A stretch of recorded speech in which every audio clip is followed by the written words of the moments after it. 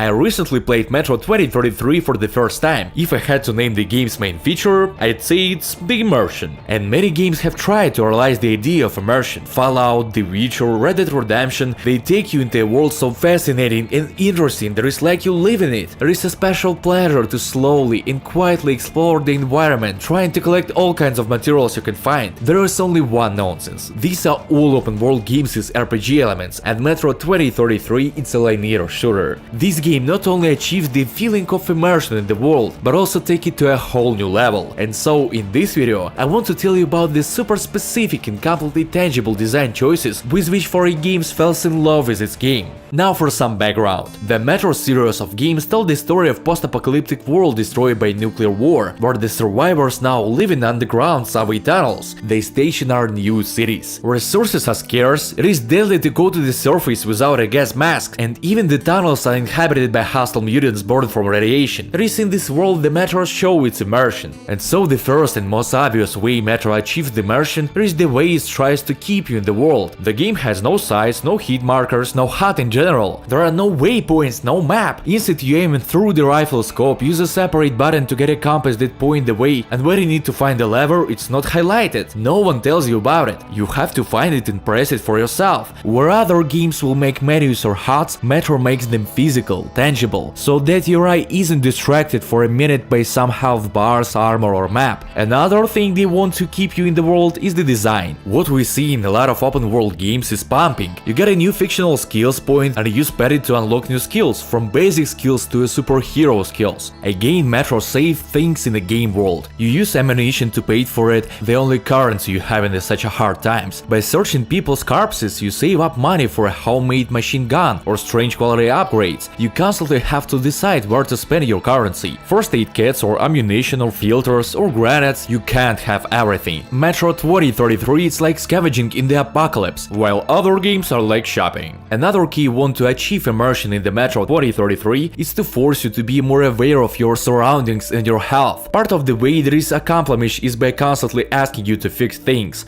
For example, your gas mask needs a filter change every few minutes. There may be cracks in the glass that need to be mended. You have a flashlight and you have to physically pump it manually to keep using it. And your health does not regenerate, so you have to patch it with first aid kits. And it's kind of regular personal maintenance, so you always have to think about your character and your needs. Usually we see this kind of gameplay in survival games, where you are constantly wasting your energy and getting hungrier. You have new goals like finding food and you get more immersed in the game. However, I will say that many of the games go too far. These tribes hit rock's bottom so fast that they start to get annoying. And now you think of the game as not as a real place, but as a collection of the sim-style strips that need to be replenished over and over again. Metro 2033 looks much better. Artyom never has to eat a sandwich or go to the bathroom, and the only punishment for allowing yourself a break is a momentary failure. But it's enough to take up space in your mind and make you more aware. It's the same with a severe lack of resources. In this game you regularly run out of ammunition. You call your bullets before every firefight, so you have to make sure you have enough ammo to get out alive. The third way that Metro draws you into the game is through its living world. In most games, NPCs are more annoying than immersive. There are dumb dumpies who do nothing but walk around, say weird things and give you quests. And here people actually talk. They talk about all sorts of things. Sometimes they talk about their experiences around the campfire, sometimes they talk about the hopelessness of life, sometimes they talk about myths and urban legends, but sometimes they talk to their companions about the information that is important to us. I won't name the capture, but in it the guard persuaded his friend to go through the secret passage below and attack the enemy from behind. 5 minutes later, I went down the secret passage and attacked the enemy from behind through that very passage. I can't tell you how shocked I was. One whole level was hidden under another, a way to avoid a dozen of enemies, and you just overheard it in one of the conversation. So the third way that Metro draws you in is the lack of information. If you play something like Far Cry, it will tell you exactly what is on the map,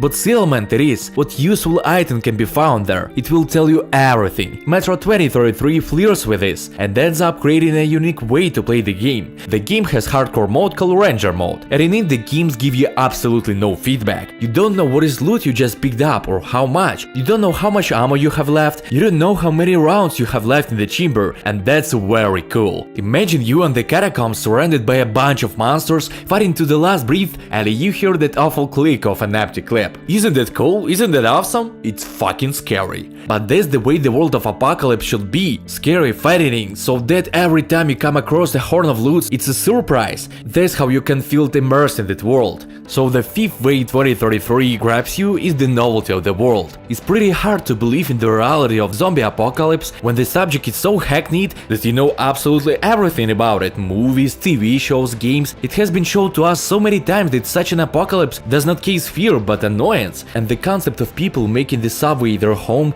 during the apocalypse, it's very fresh. It makes you want to explore this world and learn more about it. Because nothing is as scary as the unknown. Where you don't know what is coming next, it's immersive. I've noticed something else interesting. When you go to the station, you are greeted by a bunch of people all doing their own things. Some are gambling, some are drinking, some are relaxing. But you can see how hard it is for these people. And you know, if you compare this game to Fallout New Vegas, for example, the people here are completely different. They are more ordinary people and they are not relaxing and enjoying the game. It hasn't been the long time since the nuclear war, and people haven't gotten used to it yet. They're scared, they feel bad. If you look at them, you can see that these people are not happy. And if you meet people who are smiling and laughing, they are 99% drunk. So when I talk or just listen to NPCs from these two similar games, the characters from the Metro seems much more real. So the Metro 2033 shows you the 5 ways to make a game immersive. Starting with the basics where the game makes your interaction physical, tasks you to be aware of your existence in the world by asking you to maintain your equipment. It shows a living world that allows you to feel a part of it. It doesn't give away information about the game, so you don't know what's around the next corner. The thrill of Metro is not just the realistic graphics, sound design, or the fact that you can play the game with the Russian voiceovers. Что случилось, Петь? В Алексеевске застрял военный караван. It is more than the simple fact that the game is first person and the main character doesn't speak. All of these things are important, but together, these design choices create a Metro that feels like more than a game. It's terrifying, unknown, beautiful place. A place you go and want to go back to.